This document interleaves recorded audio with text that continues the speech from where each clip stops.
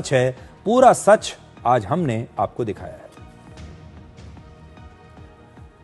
अब पश्चिमी मीडिया का जब इस तरह का झूठा नैरेटिव आता है तो हमारे विपक्षी दलों के जो नेता हैं वो बड़े खुश होते हैं, वो तालियां बजाते हैं। लेकिन आज विपक्षी नेताओं के लिए एक नई बुरी खबर आ गई है। विपक्षी दलों के तमाम हमलों और आरोपों के बावजूद चुनाव आयोग ने आज ऐलान किया है कि स्पेशल इंटेंसिव रिवीजन यानी SIR पूरे देश में कराया जाएगा। अभी तो बिहार में कराया था, अब बिहार के बाद पूरे देश में होगा। कल से देश के 12 राज्यों में SIR का पहला चरण शुरू हो जाएगा और इसके लिए आज रात 12 बजे देश के 12 राज्यों और केंद्र शासित प्रदेशों में वोटर लिस्ट को फ्रीज कर दिया जाएगा। चुनाव आयोग के मुताबिक 21 साल के बाद देश भर में SIR किया जा रहा है। इन 12 राज्यों में अंडमान निकोबार, छत्तीसगढ़, गोवा, गुजरात, केरल, लक्षद्वीप, मध्य प्रदेश, पुडुचेरी, राजस्थान, तमिलनाडु, उत्तर प्रदेश और पश्चिम बंगाल शामिल है। इन सारे राज्यों में SIR किया जाएगा। मैं बड़ी स्क्रीन पर एक बार आपको दिखा देता हूं, आप भी जरा देख लीजिए। ये बहुत महत्वपूर्ण राज्य हैं, इनमें से कई तो इसमें आप देखिएगा उत्तर प्रदेश कितना बड़ा राज्य है जहां SIR किया जाएगा। इसके बाद पश्चिम बंगाल देखिए, राजस्थान देखिए, इन तमाम बड़े बड़े राज्यों में होगा। गुजरात देखिए, गुजरात में बीजेपी की सरकार है, पश्चिम बंगाल में TMC की सरकार है, उत्तर प्रदेश में बीजेपी की सरकार है। तमिलनाडु को देखिए जहां पर DMK की सरकार है। यानी सरकार चाहे किसी की भी हो, हर जगह अब वोटर लिस्ट को चेक किया जाएगा और इसका शुद्धिकरण किया जाएगा। चुनाव आयोग SIR के जरिए वोटर लिस्ट में जितनी भी मिलावटें हैं उन्हें दूर करेगा और अवैध वोटर्स को इस लिस्ट से हटा दिया जाएगा, जैसा कि अभी बिहार में हुआ। वहां पर SIR के बाद कुल वोटर्स की संख्या से 47 लाख वोटर कम हो गए हैं। तो सोचिए 47 लाख वोटर वहां पर एक्स्ट्रा थे जिन्हें वहां नहीं होना चाहिए था और 47 लाख वोट वहां पर कम किए गए हैं। अगर एक राज्य में 47 लाख वोटों का हेरफेर है तो सोचिए पूरे देश में कितना होगा। चुनाव आयोग ने 3 बड़ी बातें कही हैं। पहला, जिन 12 राज्यों में SIR की प्रक्रिया शुरू हो रही है उनमें लगभग 51 करोड़ वोटर्स हैं। SIR को पूरा करने के लिए लगभग 5,33,000 बूथ लेवल ऑफिसर, जिसको हम BLO कहते हैं, और 7 लाख से ज्यादा बूथ लेवल एजेंट्स राजनीतिक दलों की तरफ से लगाए जाएंगे। इसका मकसद है कि कोई भी अवैध वोटर लिस्ट में शामिल ना हो। दूसरा, जिन राज्यों में यह होगा उनमें से पश्चिम बंगाल, केरल, तमिलनाडु और पुडुचेरी में वर्ष 2026 में यानी अगले साल ही विधानसभा चुनाव होने वाले हैं।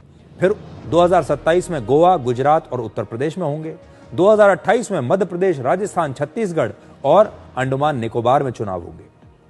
तो जहां जहां अगले 2 साल में चुनाव होने वाले हैं उन राज्यों में पहले किया जा रहा है। तीसरा, असम में अभी SIR नहीं कराया जाएगा क्योंकि चुनाव आयोग ने कहा है कि असम में नागरिकता के नियम देश के अन्य राज्यों से अलग है, इसलिए वहां SIR अलग तरीके से कराना पड़ेगा। असम में भी वर्ष 2026 में ही चुनाव होंगे और पश्चिम बंगाल की मुख्यमंत्री ममता बनर्जी और तमिलनाडु के मुख्यमंत्री MK स्टालिन लगातार इस SIR का विरोध कर रहे हैं। चुनाव आयोग के फैसले के बाद कांग्रेस ने भी इस पर सवाल उठाया है। उसने कहा है कि SIR की पूरी प्रक्रिया सिर्फ वोटर लिस्ट से वोटर्स का नाम काटने के लिए है, जबकि बीजेपी का कहना है कि SIR सिर्फ वोटर लिस्ट के शुद्धिकरण के लिए किया गया है। SIR के समय EROs और AEROs मिलकर सबसे पहला जो काम करेंगे वो इन्यूमरेशन फॉर्म्स को प्रिंट करेंगे। जिन राज्यों में SIR हो रहा है या अभी होने वाला है उनकी मतदाता सूची आज रात को 12 बजे फ्रीज कर दी जाएगी और उन हर मतदाता को जिसका नाम उस सूची में है उसको एक यूनिक इन्यूमरेशन फॉर्म प्रिंट करके BLO उसके घर देने जाएंगे। जो इलेक्शन कमीशन का अथॉरिटी है और SIR का जो मुद्दा है वो तो सुप्रीम कोर्ट में चल रहा है और SIR आजादी के बाद वो लगातार शुद्धिकरण के लिए, वोटर लिस्ट को साफ करने के लिए, वोटर लिस्ट में जो मर गए हैं, चले गए हैं, उनका नाम काटना है और जो अवैध है, विदेशी है, जो घुसपैठ है, उसका नाम हमारा सूची में नहीं हो सकता है।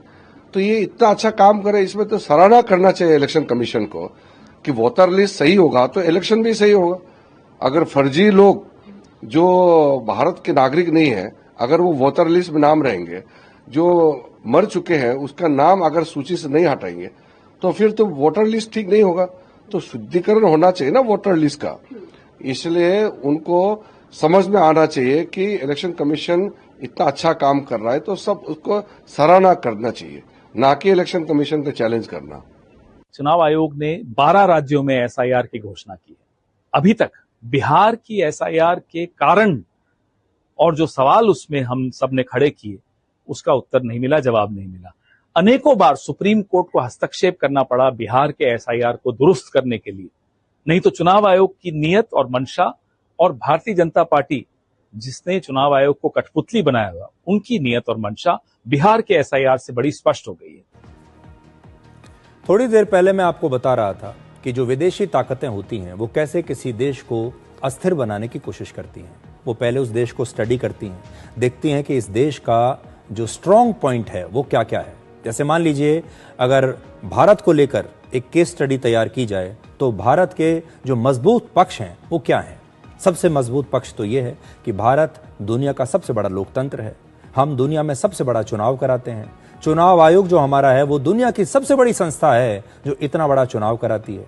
और आपने देखा होगा अमेरिका जैसे देशों में भी चुनाव के नतीजों को लेकर दंगे हो जाते हैं।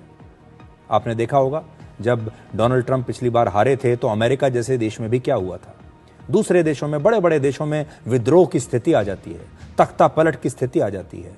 बड़े बड़े जो नेता हैं वो चुनाव में जो जनादेश आता है उसे मानने से इनकार कर देते हैं, लेकिन हमारे देश में ऐसा कभी नहीं हुआ। इसीलिए भारत को सबसे मजबूत लोकतंत्र माना जाता है। और इसीलिए जो पश्चिमी देश हैं या जो ताकतें हैं जो अस्थिर करना चाहती हैं वो सबसे पहले हमारे लोकतंत्र को निशाना बनाती है। दूसरा, हमारी अर्थव्यवस्था बहुत तेजी से बढ़ रही है। इसीलिए आपने देखा होगा हाल के दिनों में अर्थव्यवस्था को लेकर, कभी सेबी को लेकर, कभी एलआईसी को लेकर, कभी अडानी को लेकर लगातार आरोप लगाए जाते हैं। और ये एक टूल किट है जो बात बात पर समस्याएं पैदा करता है। अगर हम रफाल खरीदते हैं तो कहा जाता है कि रफाल की डील में भ्रष्टाचार हुआ है। अगर नए कृषि कानून लाते हैं तो उन्हें रुकवाने की कोशिश की जाती है। नया नागरिकता कानून आ जाता है तब रुकवाने की कोशिश की जाती है। अगर हम घुसपैठियों को अपने देश से बाहर निकालने की कोशिश करते हैं तब ये कहा जाता है कि इसे हम होने नहीं देंगे। तो आपने इसे देखा होगा। लेकिन इसमें जो सबसे खतरनाक बात है वो ये है कि एक नया माहौल पैदा करने की कोशिश की जा रही है कि हमारे देश में चुनाव में धांधली होती है। हमारे देश की जो वोटर लिस्ट है वो सही नहीं है। हमारे देश में वोटों की चोरी हो रही है। इससे होगा क्या कि हमारे देश के अपने ही लोगों का और दुनिया भर का विश्वास भारत के लोकतंत्र से और चुनाव व्यवस्था से कम होने लगेगा। यह कहा जाता है कि कुछ जगह चुनावों में धांधली हुई है। अब आप सोचिए हमारे देश में जहां जहां भी चुनाव हुए हैं आजादी से लेकर आज तक, और जब जब कोई नेता उस चुनाव में हारा है, हर हारने वाले प्रत्याशी को यही लगता है कि उसके साथ धोखा हुआ है। हर हारने वाली पार्टी को यह लगता है कि रैली में तो हमारी ज्यादा लोग आ रहे थे, माहौल तो हमारा था, फिर हम हार कैसे सकते हैं, जरूर इसमें चीटिंग हुई है। अगर एक जगह इलेक्शन कमीशन चुनाव के लिए जांच बैठा दे तो फिर दूसरी जगह से भी शिकायत आएगी, तीसरी जगह से भी शिकायत आएगी, और यकीन मानिए आपको अपनी सारी 542 सीटों पर जांच करानी पड़ेगी। ना सिर्फ 2024 के चुनाव की, 1950 से कहानी शुरू होगी। और फिर आप कितनी जांच कराएंगे, और एक एक सीट पर जब आप जांच कराने बैठेंगे तो उसके बाद पूरी दुनिया ये कहेगी कि हमारे लोकतंत्र में तो शुरुआत से ही मिलावट है, भारत तो लोकतंत्र है ही नहीं। और फिर विदेशी ताकतें आएंगी, जैसे वो अफगानिस्तान में जाती हैं, जैसे वो सीरिया में जाती हैं, जैसे वो बांग्लादेश में जाती हैं या दूसरे देशों में प्रवेश कर जाती हैं और फिर सत्ता को अपने हाथ में ले लेती हैं। अब आप इस पूरे मामले को समझिए।